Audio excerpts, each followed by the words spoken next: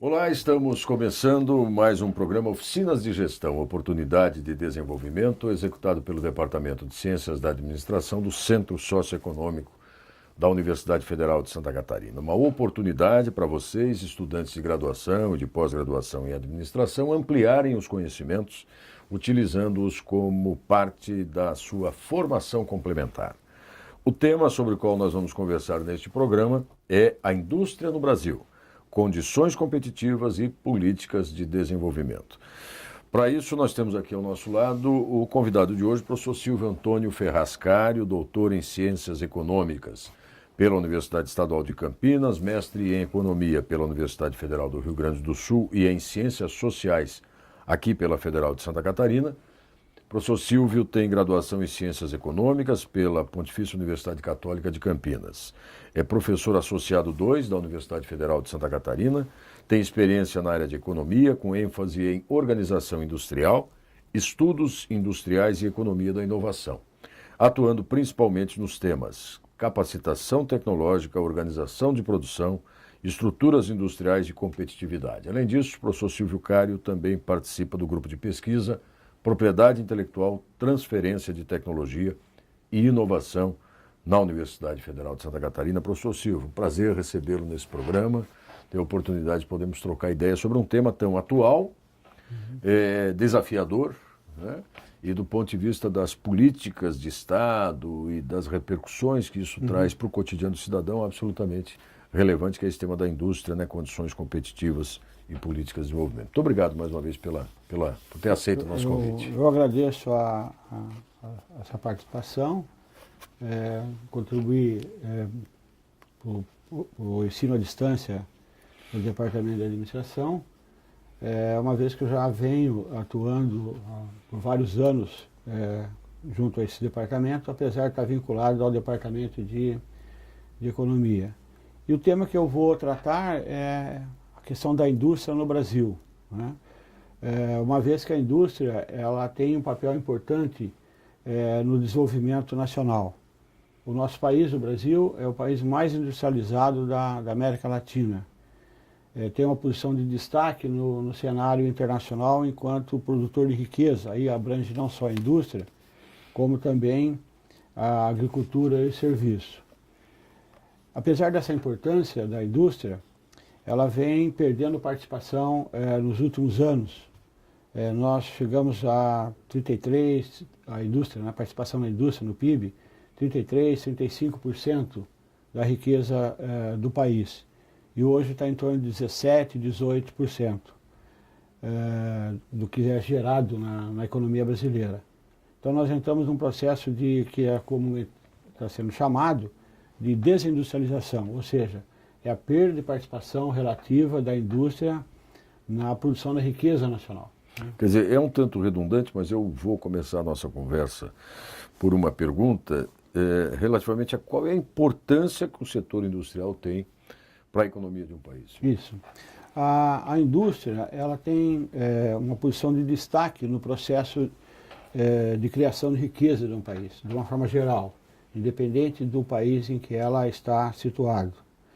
É a indústria um segmento que tem efeitos para frente e para trás da economia. Então, um investimento no setor industrial, ele provoca para frente encadeamentos positivos, como também provoca, dependendo do setor, né, encadeamentos virtuosos para trás. Então, a indústria ela tem esse efeito dinamizador na economia. Outro ponto também de destaque da indústria é que é nela um espaço importante para o desenvolvimento do progresso técnico. Muitas inovações elas surgem no setor industrial e espalham para o resto da economia. Também é na indústria, isso fica evidente quando nós deparamos com sistemas de maquinários, equipamentos, como é possível grandes produções terem economias de escala, né? O que é isso, né, em termos econômicos? É a grande produção com um custo médio mínimo e, consequentemente, isso reflete no preço. Também é no setor industrial que tem a chamada economia de escopo, ou seja, uma mesma máquina, ela produz vários produtos ao longo do dia, né? Sobretudo máquinas com controle numérico, né? Ou seja, então na indústria é possível ter economia de escala, economia de escopo. E por fim, uma outra contribuição importante da indústria, que ela contribui com divisas para o balanço de pagamento, ou seja, ela gera dólares para o país nas suas relações com o exterior, né? Então a indústria ela tem um papel importante no processo de criação de riqueza, né? Agora, o professor Silvio preparou também para essa nossa conversa um conjunto de slides aqui para poder firmar alguns conceitos, algumas noções mais estruturantes, né?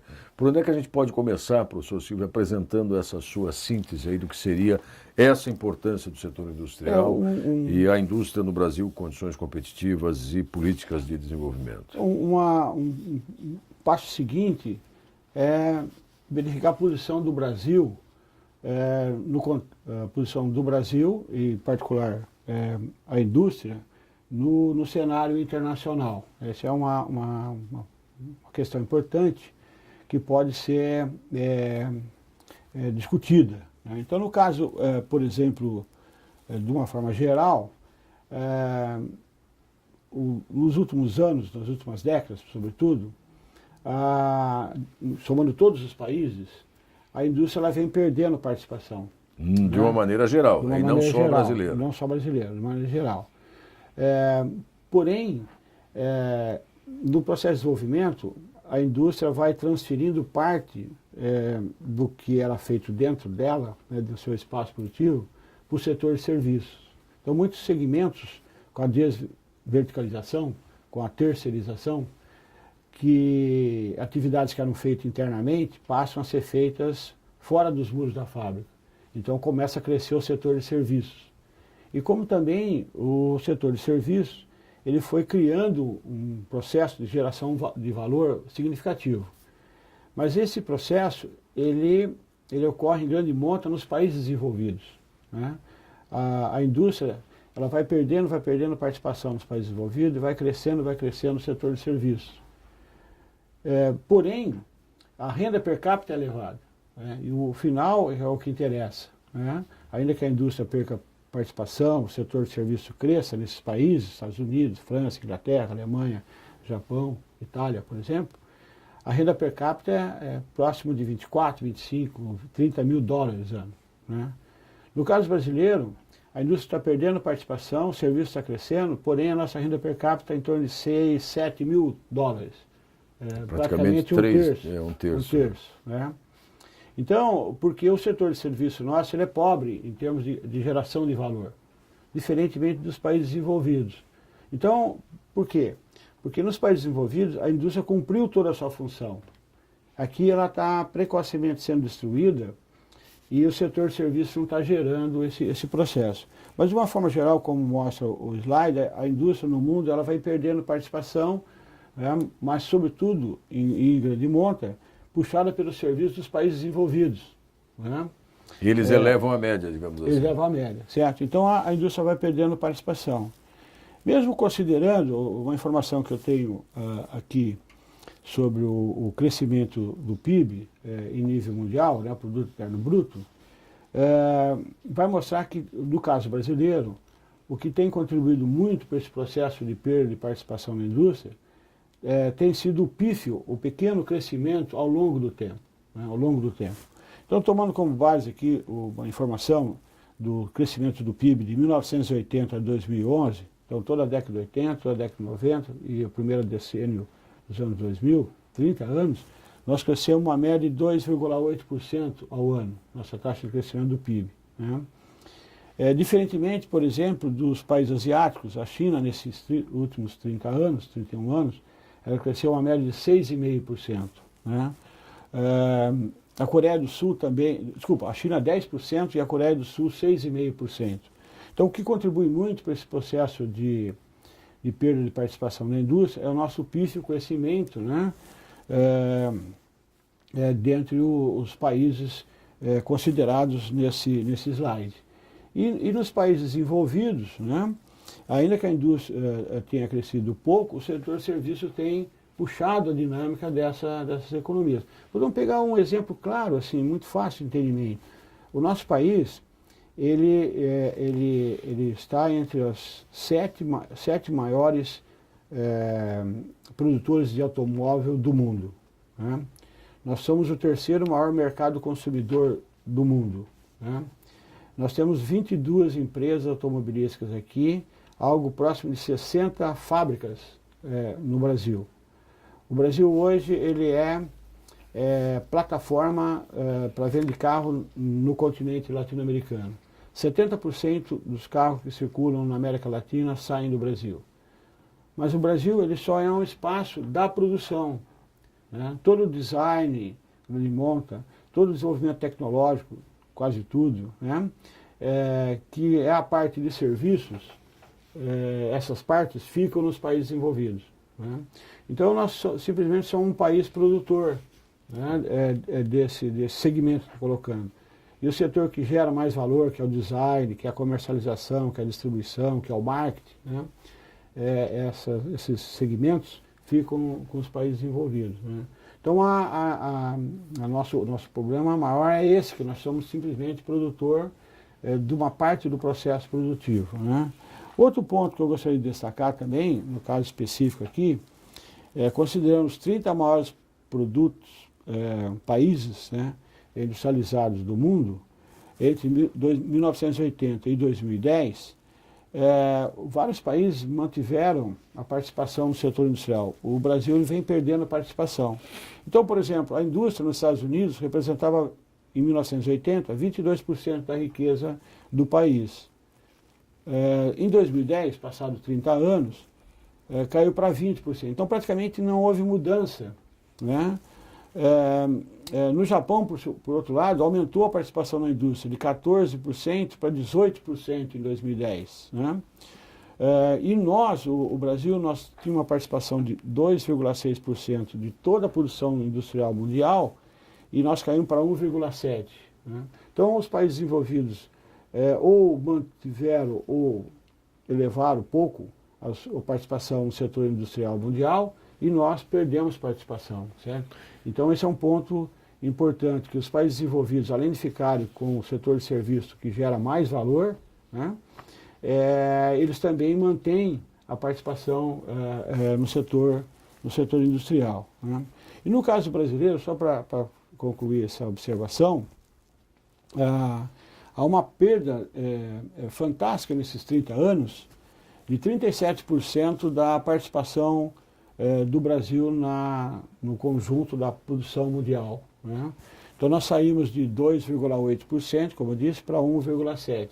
Isso dá uma perda de 37%, né, da participação da indústria brasileira no conjunto da indústria mundial, né? Então nós perdemos participação, ainda que, com a colocação inicial, que o Brasil ainda é o país mais industrializado da América Latina. Esse processo que está acontecendo aqui, de perda de participação na indústria, está acontecendo no Chile, está acontecendo na Argentina, está acontecendo no Paraguai, acontecendo no Uruguai, acontecendo no México. Então é uma perda de participação da indústria, né? Que mais adiante eu vou explicar os motivos que tem levado, melhor dizendo, esse fato, né? Agora, professor, isso teria a ver com essa configuração da indústria nacional? Quer dizer, quais são os modelos industriais que o Brasil ainda mantém? Tem mais a ver com uma planta industrial grande, pesada, difícil de movimentar, ou tem a ver com o que ela produz, que são normalmente bens com pouca agregação de valor, ou como o senhor mencionou há pouco, a parte boa do setor industrial não necessariamente está aqui? Isso, esse processo ele tem vários determinantes, né? Inicialmente a perda de participação do emprego na indústria, né? A indústria ela chegou a absorver 27%, 25%, né, do emprego total da economia. Ou seja, praticamente um terço dos brasileiros trabalhavam no setor industrial. E hoje ela está em torno de 16%, 17%. Né? Então houve uma perda significativa de pessoas trabalhando na indústria. O segundo ponto é a produtividade no Brasil, né? A produtividade é o valor, é um indicador que é obtido a partir da agregação de valor que se tem no produto pelo número de trabalhadores, né? E visto assim no tempo, como apresentado aqui, entre 2004 e 2012, né, a nossa produtividade praticamente não aumentou por trabalhador. Era 0,1, ou seja, praticamente durante esse período de 7, 8 para 8 anos, nós não aumentamos a produtividade por trabalhador. Então nós trabalhamos sempre o mesmo o que se agrega por trabalhador é o mesmo valor. Enquanto os outros países, como a China, a Coreia, houve aumento, né? O caso, por exemplo, a China é uma média de 6,5% de acréscimo por trabalhador nesse período. A Coreia 5,1%, né? Os Estados Unidos 3,3%, e nós praticamente não crescemos. Então, perda de trabalhadores, baixa produtividade, né? É um exemplo muito forte nesse sentido. Por outro lado, tem contribuído também, como pode se colocar como terceiro fator, a penetração das importações no Brasil, né? Ou seja, muitos insumos, muitos produtos importados têm ocupado espaços, né, de produtos fabricados aqui no Brasil, né, cujos custos de produção, né, cujos preços finais, e em certo sentido até com qualidade, né, questionáveis perante o padrão internacional, né. Então, o que se observa, por exemplo, um indicador que eu trago aqui, coeficiente de penetração da indústria de formação, que é um indicador que mede, né, a importação dividido pelo valor da importação dividido pelo valor do consumo nacional. E esse gráfico ele mostra uma trajetória crescente. Nós saímos de 10% em 2002 e chegamos em 2014 com 21%. Né? Então, ou seja, cada vez mais o produto importado, seja insumo, seja produto, né, ele está ocupando espaço dos produtos nacionais. Então, consequentemente, a indústria nacional ela vem encontrando dificuldade perante esses produtos. Porque nós, como consumidores, por exemplo, se você depara com um produto importado com menor preço, com melhor qualidade, né, com melhor performance, né, vis-à-vis o produto nacional com o oposto dessas qualidades, nós, consumidores, vamos comprar o produto estrangeiro. No mesmo sentido, o empresário, né, ele precisa de insumos para transformar essa matéria-prima em produtos finais. Com o câmbio favorável, que é uma discussão que eu vou fazer um pouco mais à frente, por exemplo, R$2 um dólar é um custo, R$4 um dólar é um outro custo. E com a apreciação cambial, o próprio empresário ele vai deixando de produzir internamente para comprar um insumo importado e só fazer o acabamento final aqui. Então, esse é o terceiro ponto importante, né? Queda de emprego, produtividade estacionada e penetração das exportações, né? O outro ponto é a questão da evolução da nossa estrutura, porque estrutura industrial, como você colocou, o nosso, como quarto ponto, grande parte do que nós produzimos é de baixa, média-baixa conteúdo tecnológico, né? Então, a intensidade da produção nossa, em termos de capacitação tecnológica, é muito baixa no conjunto dos produtos que são requeridos na economia. Então, esse é um elemento também. E esses produtos, veja bem, de média-baixa, têxtil, calçado, por exemplo, né? Móveis, né? E de baixa tecnologia, né? Eles têm um fator de trabalho muito intenso, né? Pega a indústria têxtil, pega a indústria de calçados, pega a indústria cerâmica, pega a indústria de móveis, certo? A indústria de confecção. E essa nossa base industrial, ela compete diretamente com os asiáticos, né? Com os asiáticos. Que os asiáticos têm custos de produção bem menores, né? Têm custos tributários bem menores, né? Conseguem ter uma estrutura de distribuição fantástica, eles colocam produtos no mundo todo e logo questionam, né, a capacidade produtiva nacional, certo? Então a nossa base produtiva ela foi sendo deteriorada ao longo do tempo de tal forma que nós cada vez mais estamos aumentando a nossa participação na produção de baixo conteúdo tecnológico, né? E é o ponto, por exemplo, do setor eletrônico brasileiro, né? Da microeletrônica, por exemplo, vamos pegar microeletrônica, por exemplo, somente 5% do conjunto das peças e equipamentos são feitos no Brasil. Então, a microeletrônica é uma indústria de alta tecnologia. Então, nós não temos, nossa participação é muito pequena em muitos produtos eletrônicos que nós consumimos. 95%, grosso modo, são peças e insumos importados, né? Então, esse vem deteriorando muito a nossa base produtiva, né? No tocante ao comércio exterior, também é outro ponto de destaque que eu gostaria de enfatizar, né? Na verdade, o sistema capitalista, ele vai, ao longo da sua trajetória, definindo posições dos países na divisão internacional do trabalho, né? Então, no caso nosso,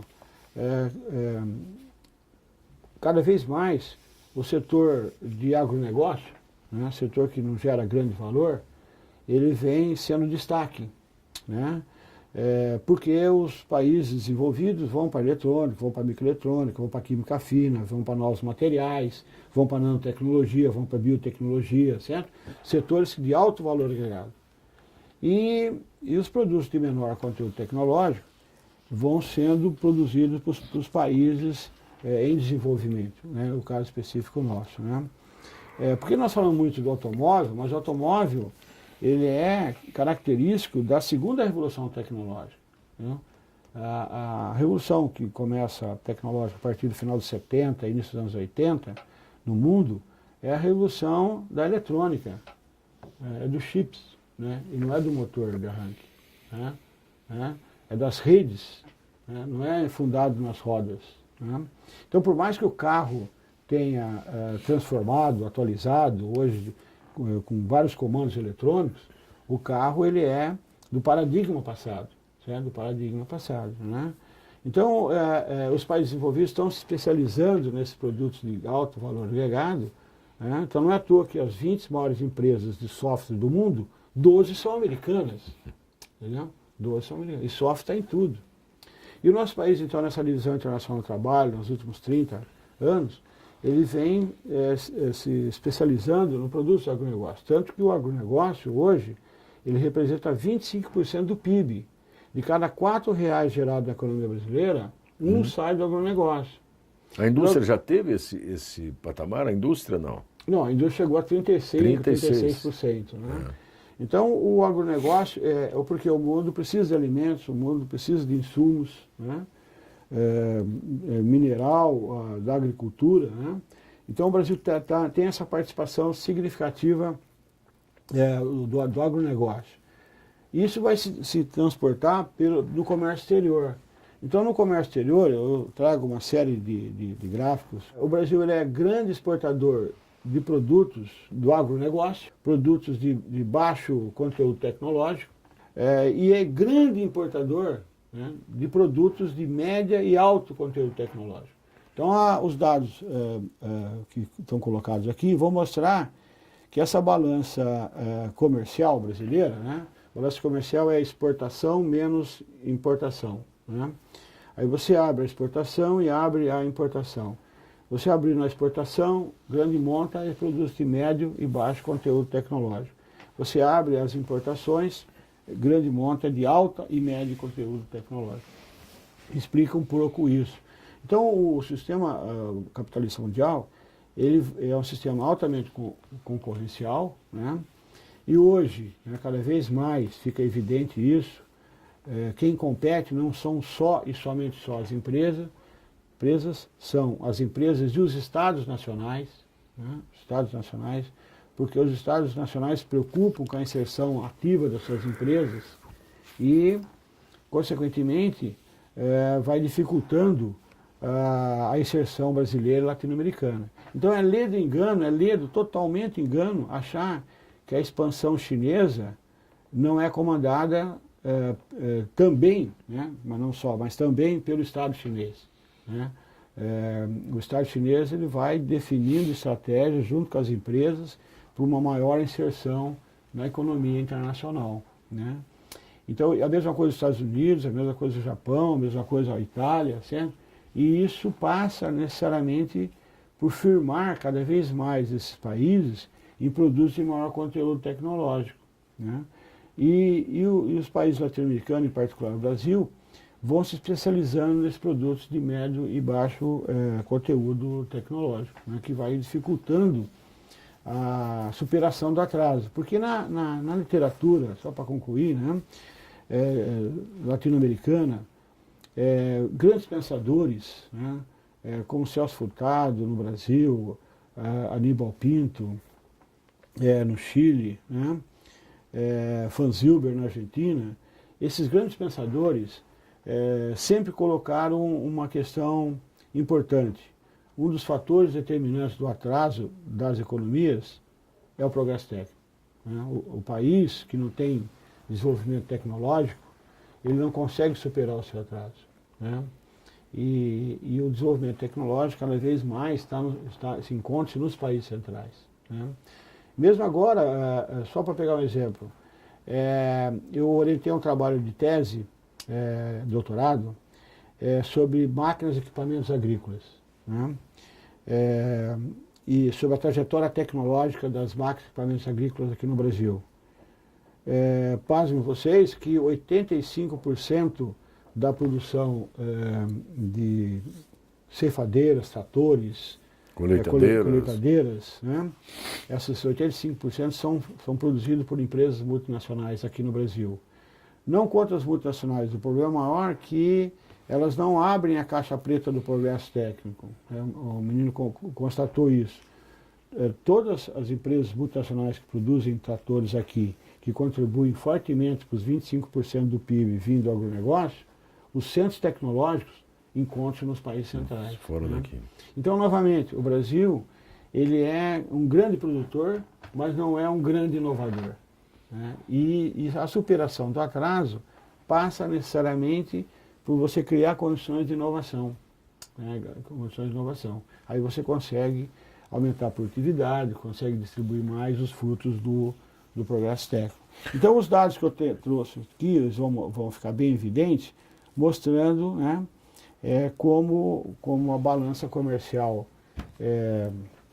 desses grandes produtos, né, no caso de alta tecnologia e média e alta tecnologia, nossa balança de pagamento é altamente negativa. Então nós temos que exportar muito grãos, exportar muito minério de ferro, né, para importarmos a memória de computador, chips de televisão, né, instrumentos de som, de áudio, certo? Então esse é o movimento que fica bem evidente, mas isso não deteriora o valor geral gerado, porque o Brasil está hoje entre os 10 maiores PIBs do mundo, né?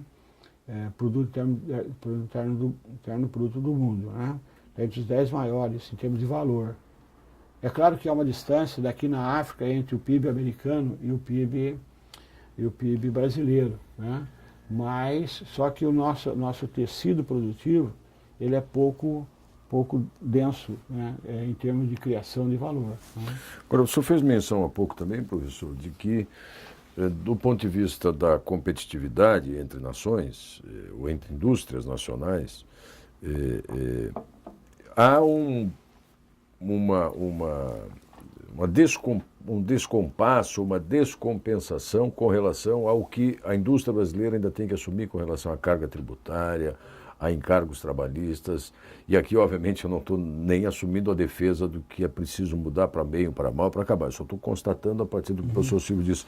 Esse também é um fator que reflete nessa queda da participação da indústria. Quer dizer, os custos da operação industrial no Brasil são ainda bastante superiores a custos da operação industrial em outras nações. Porque ao longo do tempo, né, sobretudo a partir dos anos 80, né, nós estamos defrontando com várias crises, né, crises econômicas, não de um ano, mas de vários anos, e ao longo desse período o sistema capitalista como um todo, ele foi se transformando, né?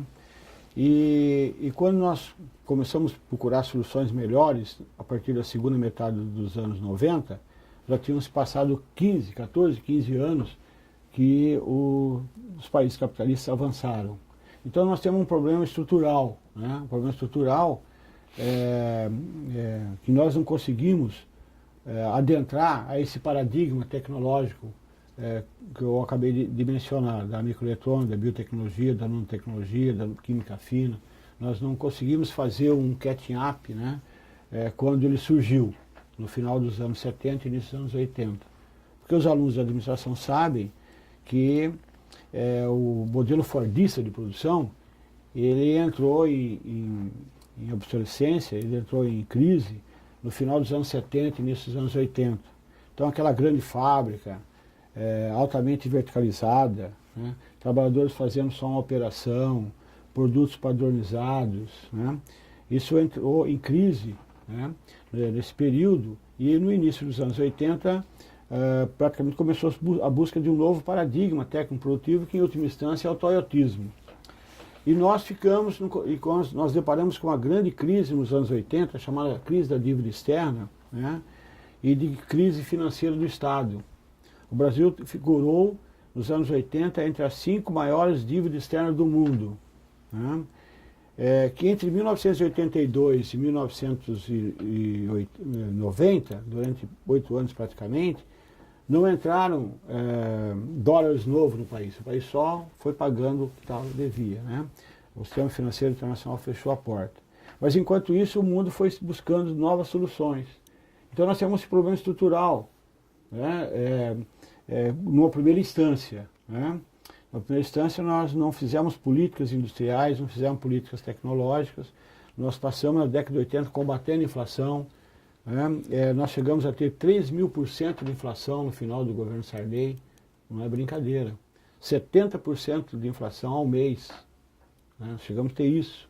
Né? E não estamos falando de uma história secular, não. Nós estamos falando isso aí a partir do quê? Dos anos... Dos 80. Dos 80, né? né?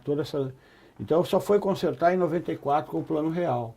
Então entre 1980 e 1994, são 14 para 15 anos que nós ficamos parados, tentando buscar soluções sem avançar estrategicamente. E novamente, o mundo avançando para um outro paradigma.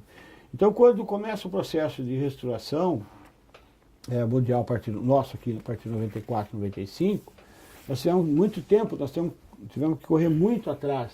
E no sistema capitalista, os países vão se posicionando, vão se consolidando em determinadas áreas, tornando impossível você fazer o catching up. Por exemplo, pode até ser, né? Nada é impossível, né? Mas será que nós teremos condições de fazer um celular nosso? Será que nós teremos condições de produzir um carro nosso? Será que nós teremos condições de produzir uma TV de última geração nossa? Passou, né? O máximo é trazer as empresas que são detentoras de tecnologia desses produtos para fabricarmos aqui, certo? Então, consequentemente, essas empresas seguem estratégias das suas matrizes, estratégias mundiais, já podem estar aqui, mas como amanhã poderão não estar, né? Mas só que a gente tem alguns handicaps favoráveis que elas querem continuar aqui. Nós temos um mercado consumidor fantástico, 204 milhões de pessoas. São N Paraguaios, N Uruguais, N Argentina, N Chiles, N Colômbias, entendeu? Então, nesse sentido, o problema é estrutural, que o país entrou numa crise profunda, em torno de uma década e meia, e nós não conseguimos desenvolver políticas que fossem em sintonia com esse paradigma. Concomitantemente a isso, o Estado foi entrando em crise na sua infraestrutura, por exemplo, né? No setor de energia, no setor de telecomunicações, no setor de transportes, né? Que os processos de privatização, eles vieram como resposta a essa crise, né?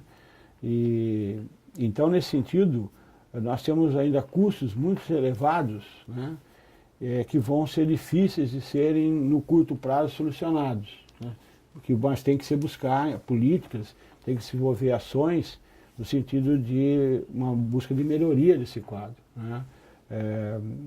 No sentido de, por exemplo, no caso, a nossa dívida interna, a dívida interna do país hoje, ela representa 83% do PIB, né? Só que a dívida, sim, tem de longo prazo, né? Tem 15, 10, 20 anos, mas hoje ela é problemática. Mas além da dívida interna, você tem a dívida externa. Então, são elementos que amarram a política econômica, né? A política econômica. E, consequentemente, aumenta a tributação. Por exemplo, hoje, da receita do Estado, olha só, poucas pessoas sabem isso, a não ser o pessoal que trabalha efetivamente com essas informações. Das receitas devidas dos impostos, 33% referem-se a custos financeiros do Estado. Então, de cada R$3 que o Estado recebe de tributação, um é devolvido na forma de pagamento de juros da dívida interna, né? Ficam 2 só para fazer outros atendimentos.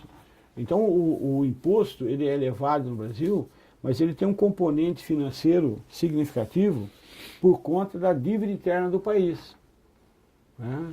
E, consequentemente, aí a taxa de juros tem que estar lá em cima para que os aplicadores fiquem satisfeitos com aquela sua aplicação, né? Porque se eles quiserem o dinheiro de volta, isso vai ter implicações no processo inflacionário, porque muito dinheiro correndo atrás de poucos bens, a inflação sobe, né? Então a economia é um xadrez que não é de fácil solução, porque você consegue resolver um problema, né? E depara com outro. Então o equilíbrio dessas soluções para esses problemas deve ser buscado. E no caso da indústria, o custo, que eles chamam de custo Brasil, ele torna-se um agravante quando os produtos brasileiros vão concorrer com os produtos importados. Aí não... E levando esse processo de desindustrialização.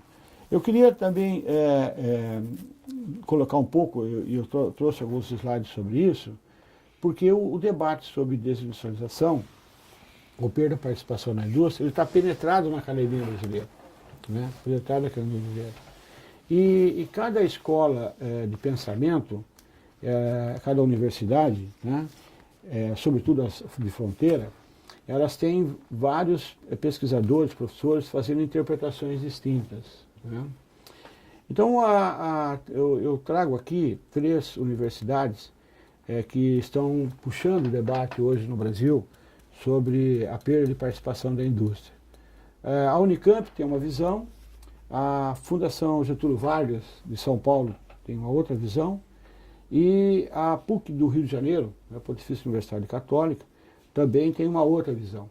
Então, nesse debate, é um debate muito rico, né, que está tendo no Brasil hoje, procurando explicar por que mesmo um país sendo mais industrializado da América Latina, um país que a indústria tem um papel importante na geração de emprego, na geração de renda, né, de desenvolvimento tecnológico, de participação ativa nas exportações. Cadeias de consumo também. Nas cadeias de consumo. Por que está perdendo participação, né? Então, o pessoal da Unicamp, a maioria dessas pessoas, essa maioria eu fui aluno desse pessoal, né? Eles apontam que esse processo que nós estamos fortemente vendo hoje, ele já vem de décadas, né? Né? E, em particular, a partir dos anos 80, como coloquei, que nós passamos 15 anos praticamente sem fazer política industrial, né, lutando desesperadamente para estabilizar os preços, um fracasso atrás do outro. Veio o Plano Real, veio o Plano Bresser, veio o Plano Maílson, veio o Plano Collor, só foi dar resultado no Plano Real, né, no governo FHC. Né. Esse processo de deterioração do tecido industrial, ele foi acompanhado com o processo de abertura, né? Para as exportações, para as importações. Para as importações, nós não fizemos nenhum regramento, né? Não fizemos nenhuma seleção. O objetivo era reduzir a inflação, o objetivo era diminuir os preços, né?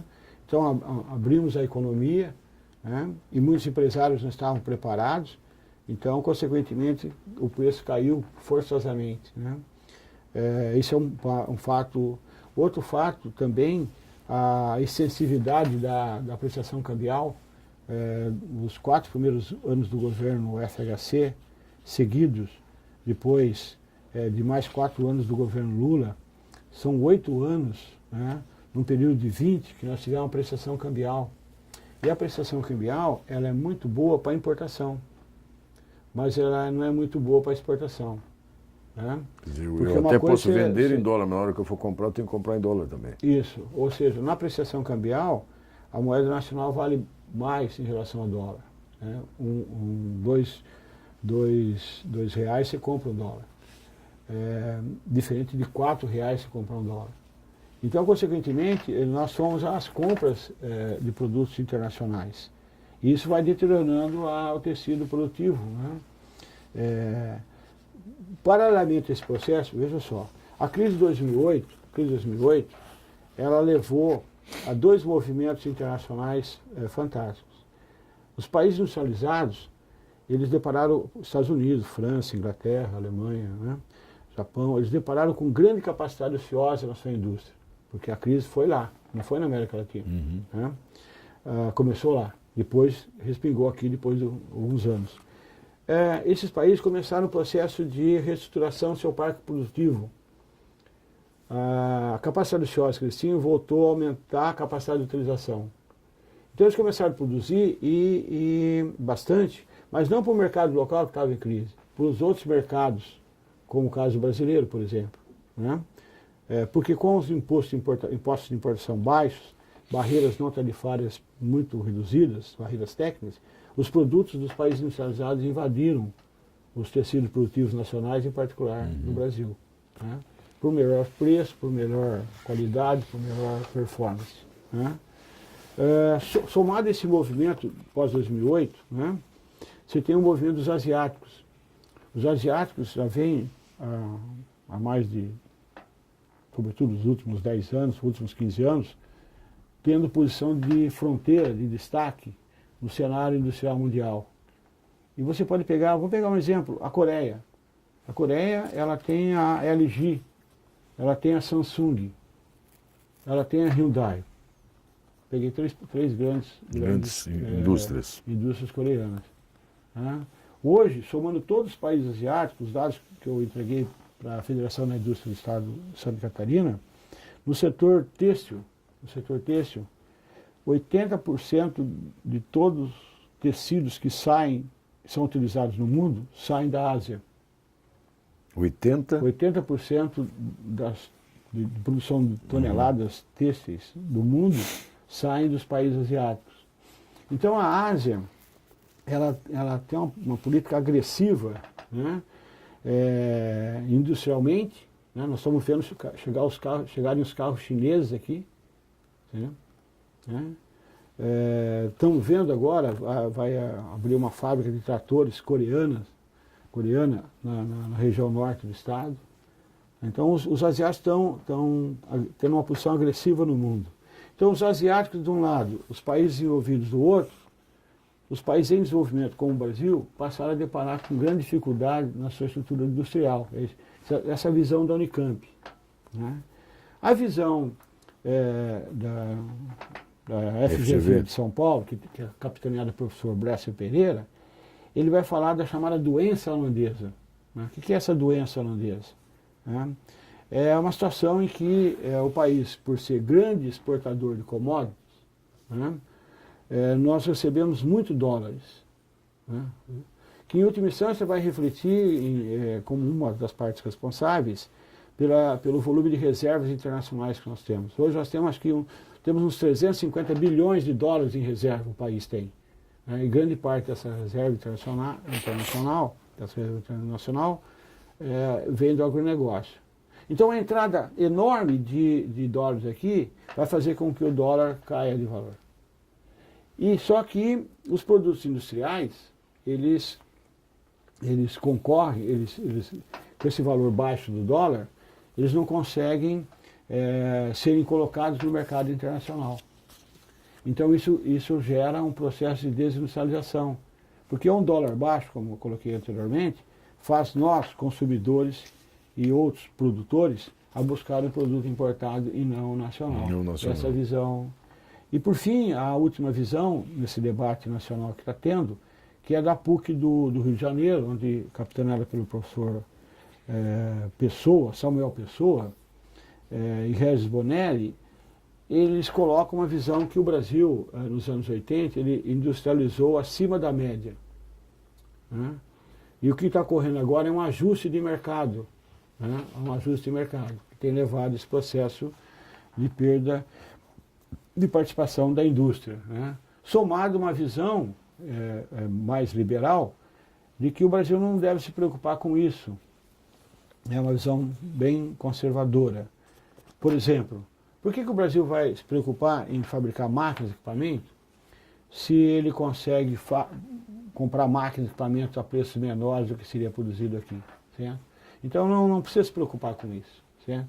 Então são visões, o importante dessa discussão é como que a riqueza acadêmica, né, tem possibilitado várias interpretações, né, com relação a esse processo de industrialização. Agora, professor, seria possível mensurar ou tentar definir numa uma escala qual é a parte que é responsabilidade do Estado na ausência ou no equívoco de políticas industriais e qual é a parte que é de fato e que deve ser atribuída ao setor industrial mesmo pela ausência de inovação ou por um relativo conservadorismo nas relações? Como é que o senhor tentaria equilibrar isso? Onde é que está a culpa de um e de outro?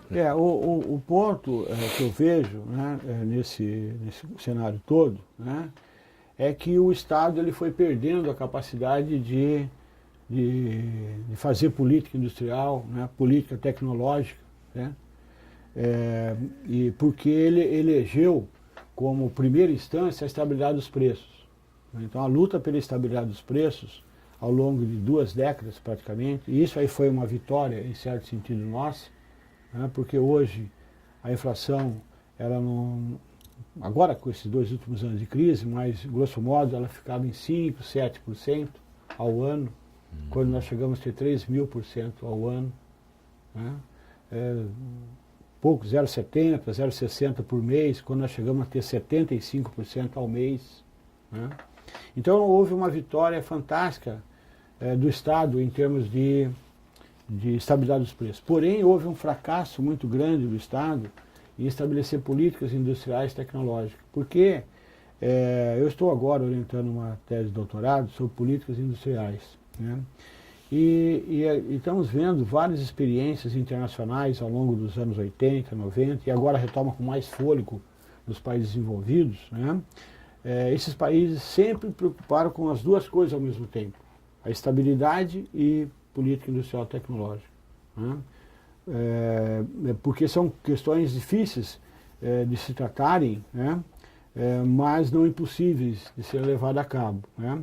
Porque, por exemplo, se você vai querer derrubar uma inflação, você sobe a taxa de juros, você enxuga a liquidez, né? Menos dinheiro correndo atrás de bens, se torna o crédito mais caro, o consumidor se retrai, a inflação, cai. Porém, se você faz política industrial, por exemplo, você tem que dar taxa de juros baixa, você tem que dar liquidez para o empresário, você tem que dar crédito. Então você fica num dilema. Mas os países desenvolvidos, que têm instituições sólidas, né, têm compromissos, aí o lado empresarial, do empresário com a sociedade, né, há um pacto interessante que eles conseguem desenvolver as duas coisas, os preços estabilizados, né, controle macroeconômico ferrenho, mas desenvolver políticas industriais porque essa ação coletiva entre o Estado e o empresariado permite eles elaborarem estratégias, né, conjuntas. Né? Então é lei de engano achar, como eu coloquei há tempo, é lei de engano achar que as empresas chinesas e o Estado chinês não fazem estratégia.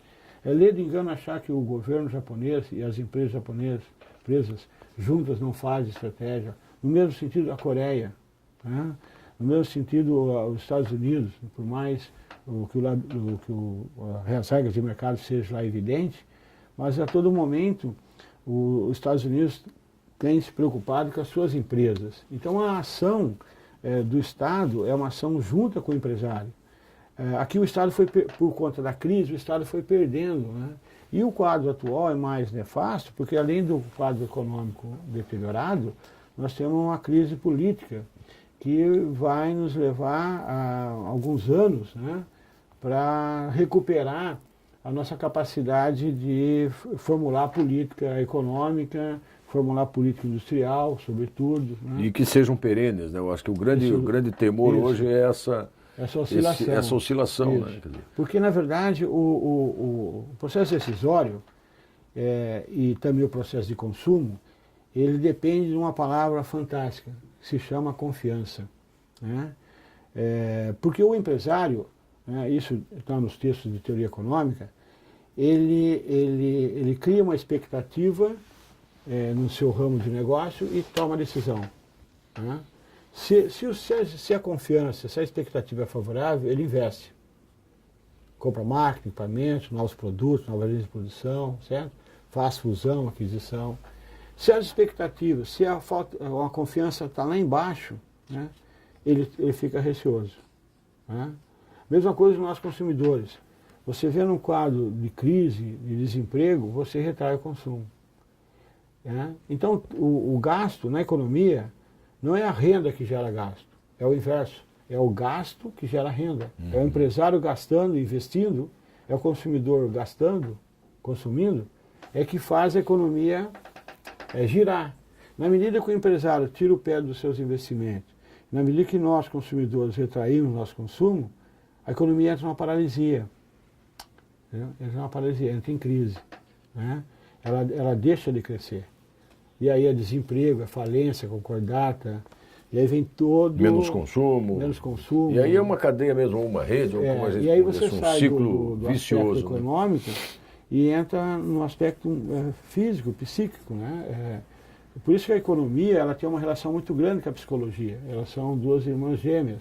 Porque você, criando uma expectativa favorável, criando confiança, você toma uma decisão. Você toma uma decisão proativa. Né? E o inverso é verdadeiro.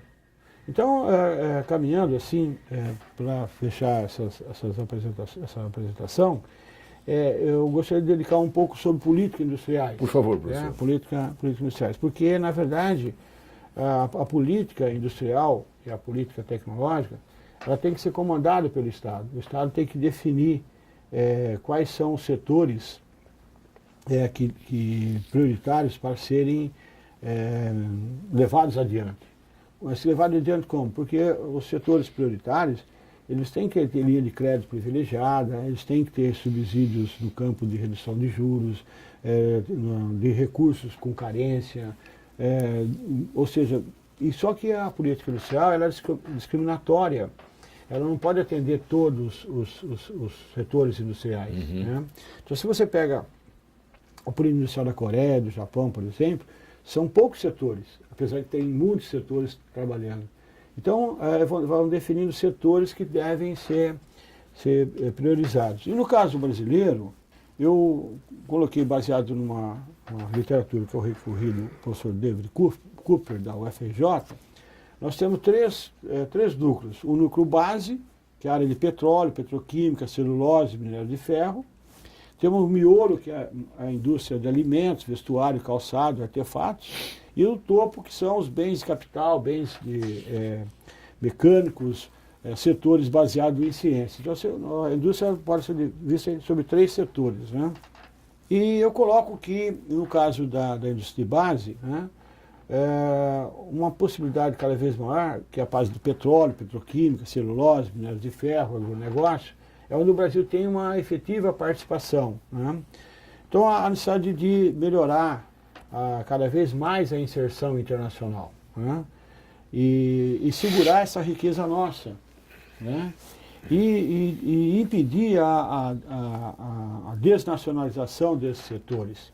Eu estava conversando com um amigo meu, agora recente, sobre a questão da Noruega. A Noruega é um país nórdico, né, em que ela tem um chamado fundo soberano, porque ela sabe que tem muito petróleo, mas esses petróleos ela sabe que um dia vai acabar. né? O petróleo não é uma reserva Não inesgotável. é recurso renovável, não. Ele se esgota. Se esgota.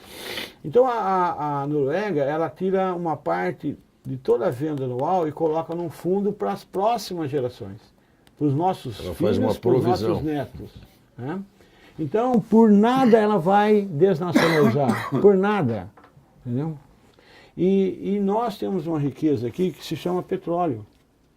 Nós estamos entre as 5 ou 7, vamos botar entre as 10 maiores reservas de petróleo do mundo. Né? E há um movimento muito forte de querer desnacionalizar essa riqueza nossa. Né? Então, eu olhando a Noruega como exemplo, eu acho que esse setor ele merece um tratamento especial por parte dos brasileiros, em particular do Estado, como política industrial. O setor de alimentos, vestuário, calçados, móveis, artefatos, que é esse setor considerado como miolo, né?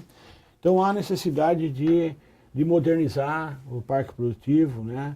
De ampliar tecnologicamente, né? Gerar, agregar valor nesses produtos, ainda que tenha mais dificuldade, né? De agregar valor. Então, por exemplo, nós somos muito fortes na área de têxtil e confecção. Mas se nós olharmos na história, a indústria têxtil e confecção é da primeira revolução industrial na Inglaterra, lembra? Né? Sim, sim. Então, era um produto paradigmático. E nós somos fortes, então temos que melhorar a nossa capacidade produtiva e ampliar nossa densidade tecnológica, né? Porque mesmo que não seja possível fazer grandes inovações, porque camisa é camisa há muito tempo, calça é calça há muito tempo, não tem como fazer grandes transformações, é possível modernizar. E a parte mais problemática, que é a área dos bens de consumo, bens de capital, mecânicos, eletrônicos, setores baseados em ciência, esses setores, a necessidade de criar sistemas setoriais de inovação. Né? O que é um sistema setorial de inovação? Vamos pegar a Embraer. Embraer é um caso paradigmático. Né? O Brasil tem uma especialização internacional em aeronaves de médio tamanho. Né? Então você tem o ITA, o Instituto Tecnológico de Aeronáutica em São José dos Campos, né? Que agora está avançando para a região de São Carlos, lá em São Paulo. Você tem uma política tecnológica definida do governo para esse setor, você tem financiamento para esse setor, né? Você tem universidades que apoiam o desenvolvimento científico, tecnológico, né? Você tem institutos de pesquisas. Então, criar um sistema setorial de inovação, para que nós possamos, né, avançar em vários setores existentes.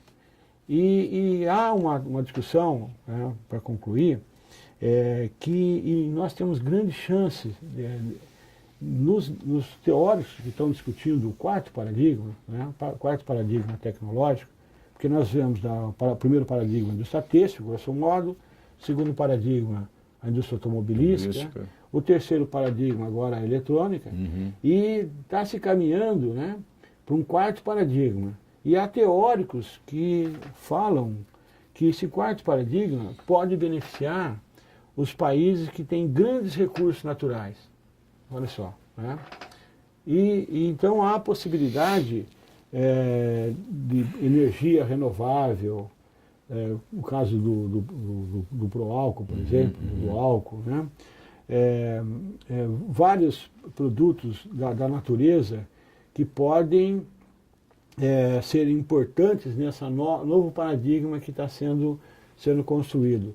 Então, a criar condições de, a partir da nossa natureza, inserir no novo paradigma é uma grande possibilidade. É uma possibilidade que está posta, porque, como eu disse, para vários setores nós perdemos o tempo. O trem da história já passou. Isso, exatamente. Certo? Então, segundo colocam, né, alguns colocam com grande ênfase, que o próximo paradigma vai basear muito na biotecnologia, natureza, né, recursos naturais renováveis, agricultura, são espaços que podem estar abertos para nós. Então, nós temos que criar condições para melhor inserir esse novo paradigma, né? Melhor inserir nesse paradigma, porque nós temos uma natureza fantástica, né? Um espaço territorial fantástico, né? Um clima fantástico, que possibilita, em grande monta, se surgir, fazer o catching up aí, coisas que os outros países, em grande monta, não têm essa natureza que nós temos, né? Então, bom, eu estou aqui conversando com o professor Silvio Antônio Ferraz Cário sobre esse tema da indústria no Brasil, condições competitivas e políticas de desenvolvimento. O material que o professor Silvio utiliza aqui nessa nossa conversa vai ser disponibilizado também no ambiente virtual do programa Oficinas de Gestão, para vocês todos poderem aprofundar um pouco mais a discussão. Professor, nós estamos nos aproximando aqui do término do tempo que temos para a conversa, que obviamente, se houvesse mais tempo, aprofundaríamos muito mais, mas a proposta é exatamente essa, né? Uma conversa informal que desperte nos alunos de graduação, de pós-graduação e de administração, sobretudo, o interesse por temas como esse, que eles possam depois desenvolvê-los melhor. E no encerramento a gente sempre sugere aos nossos convidados que falem diretamente com os alunos que acompanham o programa Oficinas de Gestão, no sentido de que tipo de informação, ou que tipo de atitude esses jovens, essas jovens podem ter com relação à sua futura atuação profissional no que diz respeito especialmente a esse tema. Quer dizer, eles poderão se transformar nos definidores das políticas industriais, eles poderão ser protagonistas de ações inovadoras que transformem o nosso parque industrial em algo par e passo com a economia globalizada, professor. Isso. Eu acho que o primeiro ponto importante a ser considerado, né, é cada vez mais buscar, através da educação, aumentar o conhecimento sobre a realidade que nós vivemos. Isso é um fato importante, porque a educação ela transforma, ela possibilita uma palavra fantástica que chama-se criatividade. Então, nós temos que ser criativos, né, no meio em que nós vivemos, né? E o melhor caminho é, cada vez mais, buscar na educação como objeto a ser perseguido. O segundo ponto dentro dessa criatividade, sempre empreender. No caso específico aqui da administração, né, buscar novos espaços, porque cada vez mais, me parece, que o emprego formal, né, do modelo fordista, ele está cada vez mais sendo reduzido, né? Então há necessidade de surgir novos empreendedores, novos negócios, né? Buscarem novas possibilidades, porque nós mesmos, como pessoas, é que vamos provocar transformações no ambiente que nós vivemos, né? E no caso específico da administração, a capacidade de gerar novas empresas, a capacidade de gerar novos negócios, a capacidade de gerar novos empregos, isso é uma possibilidade muito presente que os administradores podem executar na sociedade. Então, sejam desafiadores, né, mas esses desafios têm que ser sustentados em muito estudo, né, para dar mais guarida nas decisões que vão ser tomadas, né? Maravilha, professor Silvio Cário. Obrigado mais uma vez pela companhia conosco aqui. Vocês que nos acompanharam, fiquem sabendo da programação das próximas conversas dentro do programa Oficinas de Gestão, Oportunidade de Desenvolvimento no ambiente virtual desse projeto. Até a próxima.